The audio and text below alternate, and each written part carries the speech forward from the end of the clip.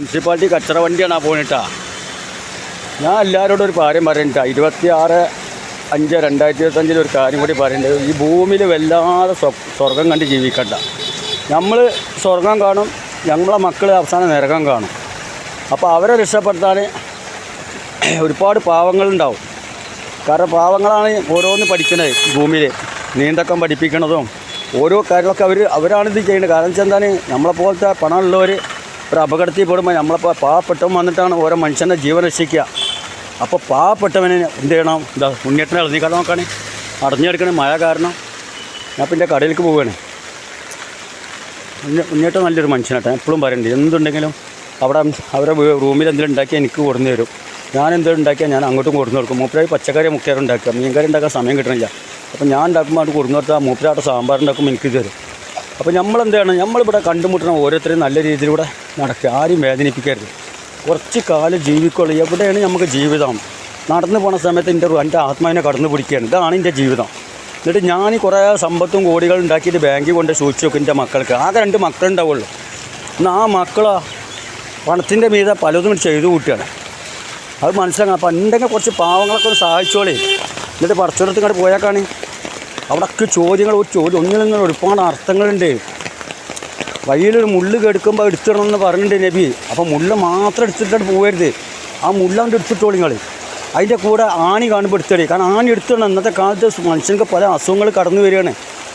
കാരണം sugar, cholesterol, cancer, ഒരു ആണി ശരീരത്തിൽ തടഞ്ഞാൽ ആ പാവത്തിൻ്റെ അവസ്ഥ നോക്കി ആ മനുഷ്യൻ പൈസ ഇല്ലാത്ത സമയത്താക്കാരം അവിടെ ഹോസ്പിറ്റലിൽ കൊണ്ട് ഹോസ്പിറ്റലിൽ നമ്മളെ കാത്തിക്കുകയാണ്.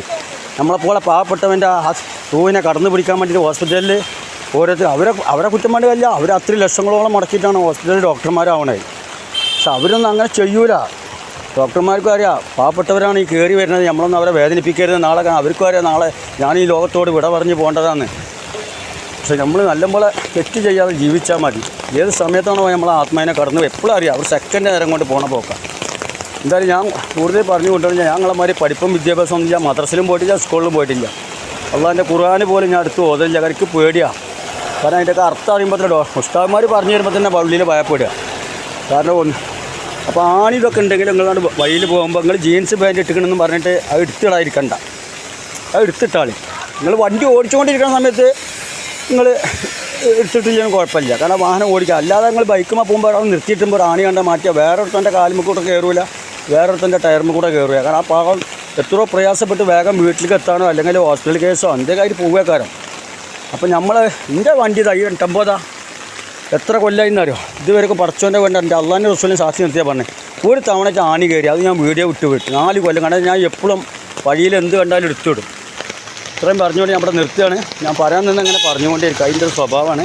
നിങ്ങൾ ആരെങ്കിലുമൊക്കെ വേദനിപ്പിച്ചിട്ടുണ്ടെങ്കിൽ എന്നോട് പൊരുത്തപ്പെടണം. എൻ്റെ കടയാണിത്. ഇത് 50 ലക്ഷത്തിന് വാങ്ങിയ ഒരു കട ഇട്ട് അതിൻ്റെ സംഭവം ഞാൻ പറഞ്ഞുതരാം. എൻ്റെ പെരടിക്ക് ഇട്ടതാണ്. ആ കഥകളൊക്കെ ഞാൻ പറഞ്ഞു തന്നിട്ടാണ്. 50 ലക്ഷം ഉറുപ്പിക കട ഞാൻ ഇത് വിലക്ക് വാങ്ങിയതാണ്. പിന്നെ ഞാൻ വാങ്ങിയാൽ എൻ്റെ പെരടിക്ക് ഇട്ടാൽ മതി. എന്നാലും കുഴപ്പമൊന്നുമില്ല. അള്ളാൻ്റെ വേണ്ടി ഇതിൻ്റെ കഥകളൊക്കെ ഞാൻ പറഞ്ഞു തരാം.